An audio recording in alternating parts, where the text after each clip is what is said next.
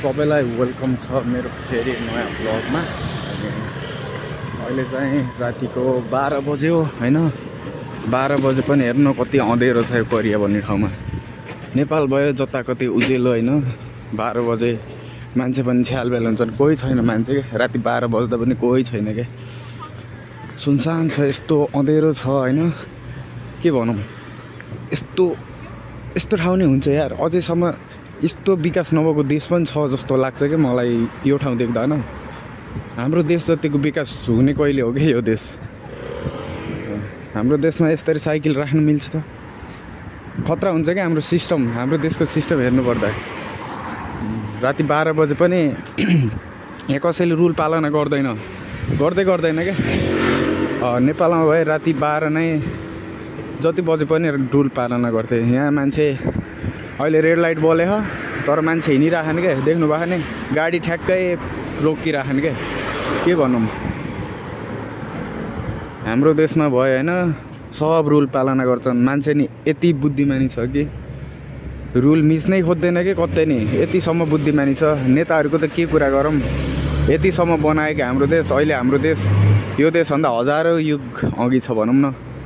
यो देशमा रुलै पालनै गर्दैन क्या मान्छे। कस्तो हाम्रो देशमा हैन, बस स्टपमा ठ्याक्क बस रोकेर मान्छे झर्छन्। यो देशमा जहाँ मान्छे छ त्यहीँ गएर गाडीले रोकिदिन्छ क्या। मान्छे पनि कति बेकुफ हो कि यो देशको त हैन। यो देशको त अब कुरा काटेरै साध्य नै छैन के भन्ने यार। यो देशमा कसैले नै रुल पालना गर्दैन, त्यही भएर म पनि किन गर्ने हैन। रेड लाइट हुँदा बित्तिकै हिँडिहाल्छु कि म पनि, किनभने कसैले रुल पालना गर्दैन, म एक्लै किन पालना गरौँ। रुलै पालना गर्दैन क्या यो देशमा, हुन्छ नि। राति 12 बजे भने पनि रुल पालनै गर्दैन कि। दिउँसो त कुरै छोड्नु न यार, हुन्छ नि। यो यस्तो बनायो कि कामै नपारेकै। यो केही होइन है गाइज, यो चाहिँ एउटा खाल्टो खनेको खाल्टो भनौँ न, हुन्छ नि। बनाउन खोजेको बनाउनै सकेन क्या। हाम्रो देशमा त्यो ट्रेन स्टेसन छ, अन्डरग्राउन्ड छ, सब थोक छ क्या। मान्छे पनि यति संवेदनशील छन् कि आफ्नो देश बनाउनु पर्छ भन्ने चेतना भएको देशमा म जन्मेछु जस्तो लाग्छ क्या अहिले। किनभने यस्तो यहाँ चेतनै छैन मान्छेलाई। राति 12-1 बजोस् जति बजोस् मतलब नै छैन क्या। यो देशमा जहिले झगडा हुन्छ क्या। राजा ल्याउने, गणतन्त्र फाल्ने भनेर दिनदिनै झगडा हुन्छ क्या। हाम्रो नेपाल यति गौतम बुद्ध जन्मेको भएर नै होला क्या। हाम्रो देशमा झै झगडा यताउति केही नै छैन क्या। आन्दोलन भन्ने त हाम्रो देशमा अत्तो पत्तो नै छैन। यो देशमा दिनदिनै आन्दोलन भएर बाटो बन्द, बिचरा यहाँका नागरिकले कतिसम्म दुःख पाउँछन्। हाम्रो देशको नागरिक हुनु नै भाग्यमानी हो क्या, तर होइन भाग्यमानी हो क्या। आन्दोलन भन्ने चिजै छैन। मान्छेले घरै बसी विदेश भन्ने चिज जानै पर्दैन। हामी त घुम्न आएको होइन, जानै पर्दैन क्या। घरै बसी 4-5 लाख कमाउँछन्। सरकारले जे भनौँ नागरिकको लागि पुऱ्याइदिएको छ होइन। केही दुःखै गर्नु पर्दैन क्या। बसी भत्ता आउँछ, बेरोजगार भत्ता दिन्छ हाम्रो देशले। यहाँ बिचरा बिहानदेखि बेलुकासम्म मरिहत्ते गर्छन्, त्यही पनि बिचरा खानै पुग्दैन कि यो देशका नागरिकलाई। त्यतिसम्म असक्षम छ क्या यो देश। यो देशको एयरपोर्ट हेर्नुपर्छ होइन, यस्तो भिडभाड। यहाँका नागरिकलाई विदेशै जान छ, यहाँ बसेर केही कामै छैन। त्यतिसम्म फ्रस्ट्रेट भइसक्यो कि कोरियाका नागरिकहरू। हाम्रो देशलाई हेर्नुपर्छ, जहिले पनि एयरपोर्टमा हेर्दा सब भित्रिराखन् के। अब धेरै एयरपोर्ट भएर नै होला हाम्रो देशमा होइन। 50-60 वटा त नर्मलै छ क्या हो। मलाई त्यति कन्ट छैन है त। 50-60 वटा नर्मलै छ क्या हो। सब एयरपोर्ट विदेशबाट नागरिक मात्रै आउँछ क्या। त्यो देशको नागरिक बाहिर जान्न, घुम्न, यदि पैसा खर्च गर्न, त्यो एस गर्न मात्रै जाने हो क्या। हाम्रो देशको काम गर्नको लागि त जान्दैन, किनभने पुगेको त सबै थोक किन जानु पर्यो विदेश। किन महँगा गाडीहरू त सब हुन्छ नि, नेताहरू चढ्नकै लागि हो कि यो देशको। नागरिक त यतिसम्म गरिब छ कि बिचरा साइकल किन्ने नै पैसा छैन कि यो देशका नागरिकसँग भनौँ न। अब यस्तै होटेल सब नेताहरूको हुन्छ, सब ठुल्ठुला नेताहरूले खोलेको हो। यो नागरिकको भन्ने केही छैन यो देशमा। हाम्रो देशमा नागरिकलाई यति प्राथमिकता दिएछ नि केपीले, शेरेले, प्रचण्डले होइन। उनीहरू त हाम्रो देश त्यो के भन्छ, भ्रष्टाचार नगर्ने देशमा मध्येमा एकमा पर्छ क्या। त्यस्तो देशमा हामी जन्मिरहौँ हामीलाई के दुःखै छैन के कसम के हामी नेपाली हुनु यति गर्वको कुरा जस्तो लाग्छ कि दुःखै छैन। अब झै झगडा त हाम्रो देशमा हुने कुरै भएन। सब मान्छे मिलेर बस्यो, कसैको वास्ता छैन, काम गरिरह, काम गर्न नि पर्दैन के, भत्ता आउँछ, प्रचण्डले भत्ता दिन्छ, केपीले त घर घर पुर्याइदिरह, सेरेको त के कुरा गर्ने, त्यसको बोली नै बुझिन्न।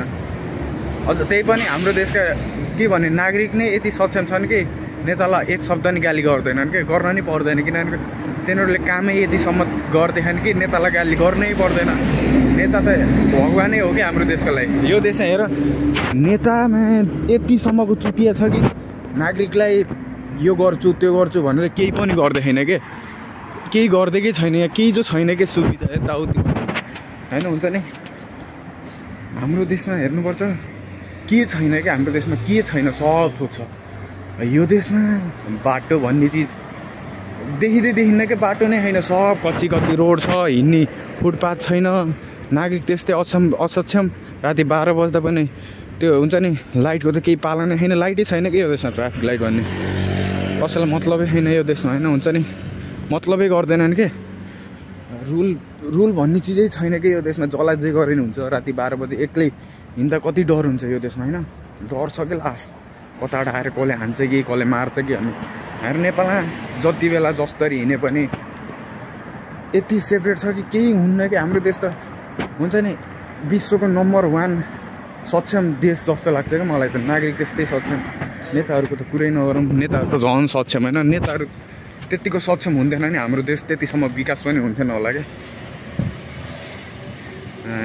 हाम्रो देशमा जन्मिनु पाउनु त भाग्यको कुरा हो कि, कसम गर्वको कुरा हो। यो देशका नागरिकलाई केही सुख भन्ने चिजै छैन बिचरा। यो देशका नागरिकलाई देखेर त मै फ्रस्ट्रेट हुन्छु क्या, झन्नले म नेपालमा जन्मेछु जस्तो लाग्छ यार, कसम। यो देशमा केही छैन क्या, रातिमा मान्छे हिँड्दा नि हिँड्दैन, किनभने केही जो छैन क्या यो देशमा, रातिमा हिँड्नै पर्दैन।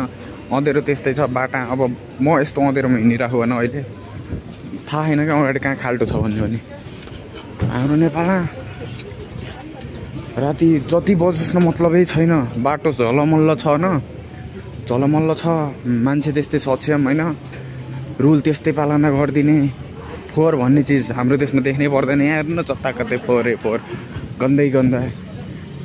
हाम्रो देशमा त फुटपाथ हिँड्नको लागि बनाउँछ के, यहाँ त खै के दोकान अब ठुल्ठुला खोल्न सक्दैनन्, बाटा यस्तरी लाउँछन् कि। अब लास्टै गरिब देश के कोरिया त, लास्टै के हदै गरिब। अब बिचरा साइकल यस्तरी पार्किङ गरिरहेको क्या, यिनीहरूले साइकललाई नै के भन्छ क्रस फायर सोच्छ होइन, सकथोक सोच्छ। हाम्रो देशमा हेर एउटै घरमा 15-20वटा साधन हुन्छ कि, जस्तो जे भनौँ जे किन्न सक्ने पैसा छ नि त हामीसिन, नेपालसिन होइन छ के। यो देशमा त हेरौँ यिनी यत्र सानसाना घर छ क्या हाम्रो देशमा, हेर कत्रा घर हुन्छ। हाम्रो देशमा फुटपाथ बनाउनु लाग्यो भने रुखहरू राख्छ कि, यहाँ मास देखा रुख काट्दै यस्तरी, अजुबा हो कि यो देश त। यस्तो नि देश छ यार, अफ्रिका भन्दा नि गयो गुज्रेको देश हो यार, कसम के। नेपाल त गर्वै लाग्ने देश हो यार, कसम। यो देशमा पढ्न आउने स्टुडेन्टहरू विदेशीहरू हुन्छ नि, यति दुःख पाइरहन् बिचरा, हुन्छ नि यतिसम्म दुःख पाइरहन् कि किन पढ्न आयौँ भन्ने हो कि, किनभने पढाइ पनि कति छैन। सरहरू त्यस्तै, सरकारी जागिर खाएपछि सरहरू पनि टाइममा नआइदिने, नपढाइदिने, हुन्छ नि केही गर्नै नखोज्ने क्या। सरकारी जागिर हो, दलाली गर्दो रहेछ कि यहाँकोले। नेपालको फेरि सरकारी हुन्छ टाइम टु टाइम भयो, नेपालमा फेरि केही काम ढिलो हुन्न, सरहरू पनि टाइममा आइदिने, स्टुडेन्ट पनि त्यस्तै पढ्न खोजिदिने होइन। कहाँ हाम्रो देशलाई त भगवान्ले नै बनाएको के, कसम के। यो देश यस्तो हुनुपर्छ है, विश्वको सबभन्दा सक्षम देश नेपाललाई बनाउनु पर्छ भनेर बनाए जस्तो लाग्छ कि मलाई त। यो देशमा केही नै छैन कि, मान्छे किन आउँछ यार यो देशमा मरिहत्ते गर्न, कामै छैन केही पनि। नेताहरू त्यस्तै चोर छ। अझ त्यो भनौँ न विश्वविद्यालयमा त नेपालमा राजनीति भन्ने थाहै छैन क्या, केही थाहै छैन। त्यो विद्यार्थी सङ्घको के त्यो सोभिको चुनाव के हुन्छ नि, नेपाललाई त्यो थाहै छैन। यहाँ यो पार्टी भनेछ, त्यो पार्टी भनेछ, तोडफोड हानेछ। कतिसम्म असक्षम हो क्या यो देशको त होइन, नागरिकै त्यस्तै के बेकुब के भन्ने लठेङ्ग्रा होइन। यो देशमा फेरि यस्तो हुँदो रहेछ कि नेताहरूले आएर धेरै भाषा ठोक्दो रहेछ, नागरिक पनि मासु भात खानको लागि बिग्दो रहेछन्। फेरि हुन्छ नि हाम्रो देशमा त त्यस्तो मलाई त थाहै थिएन कि हाम्रो देशमा त्यस्तो हुन्छ भन्ने कि हाम्रो देशमा त खतरा होइन जो सक्षम छ त्यसलाई गएर ड्याममा भोट हालिदिन्छन् जिताउँछन् त्यहीबाट त विकास भइरह यो देशमा जसले मासु र भात खुवाउँछ होइन जसले अलिअलि 2-4 पैसा दिन्छ अनि अब रक्सी खान पाएपछि त यो देशका नागरिक त मरिहत्या गर्ने क्या फेरि हुन्छ नि यस्तै गाडीहरू फेरि सब नेताहरूको किनभने नेताहरू बनियो जनतालाई लुटिराख्यो नि त यो देशका नेताहरूले त हाम्रो देशका नेता भएको बिचरा भिखारी केही छैन हुन्छ नि अब सब जनताका लागि छोडिदिइराख्ने के आफ्नो सम्पत्ति बेचेर नि जनता धनी होस् भन्ने मेन्टालिटी छ यो देशका छैन क्या नेतालाई आफू बस्ने हो आफू शान्तिसित बस्ने आफू खाने हो जनता मरुन् बाँचुन् मतलबै छैन यो देशमा त्यही भएर त यस्तो भइरहेको नि यस्तो खाल्टाखुल्टी छ बाटो पनि होइन कथेर कहाँ खुट्टो पल्टिन्छ र भाँचेला भन्ने त न हत मलाई त मेरो देश बहुत मान लाग्छ अब हाम्रै देशमा हेरौँ न बिचका बाटो अब हल्का सानोतिनो बाटो बनाउँदा पनि सजाएर खतरा बनाइन्छ यहाँ त सब काट्दै यिनी रुख भन्ने चिज सब गेँट्दै तलै भयो हजुर होइन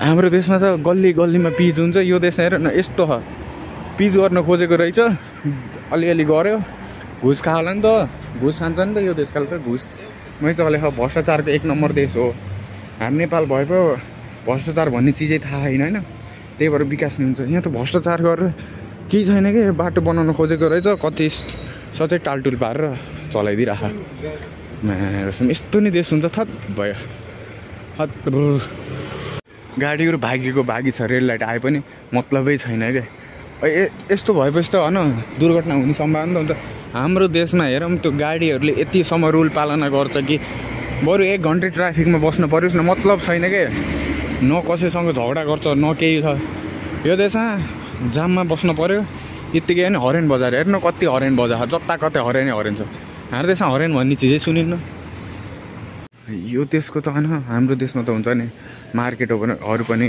एकदम व्यवस्थित तरिकाले राख्छन् हुन्छ नि व्यवस्थित हुन्छ सेक्युरिटी हुन्छ अनि बाटो पक्की गराएको हुन्छ यो देशमा त हेर्नु बाटैमा लगाइदिएको कतिसम्म असक्षम छ भने यो देशको नागरिक देख्दैमा फ्रस्ट्रेसन भइन्छ कि अब बाटैभरि लगाइदिए होइन गाडी यही बाटो गुट्छ गाडी दिनभरि जामै जाम हो क्या अहिले राति पर त्यति जाम देखिन्न तर हुन्छ नि दिनभरि जामै जाम हो यहाँबाट गाडी हरेन बजाउँदै हिँडेछ धुलो त्यस्तै धुलो उड्ने खाना अब बाहिर राखेको हुन्छ नि त खानामा धुलो बस्ने एकदम फोरी हो कि यो देशका नागरिक पनि त्यो भएर त आयु छैन नि यो देशको अब 40, 45, 50 हुँदा बित्तिकै फ्याँक भइदिइहाल्छ हाम्रो देशका नागरिक होइन 150, 200 हानिदिन्छ कि डबल सेन्चुरी हानिदिन्छ हाम्रो देशको उस्तै पऱ्यो भने 100 त नर्मल्ली जो पनि बाँचेछ अनि सरकारले केही होइन हुन्छ नि केही नहेर्ने कि यो कस्तो चुतिया सरकार हो यो देशको त होइन हाम्रो देशमा त अब अलिअलि बिरामी भयो भने सरकारले गर्ने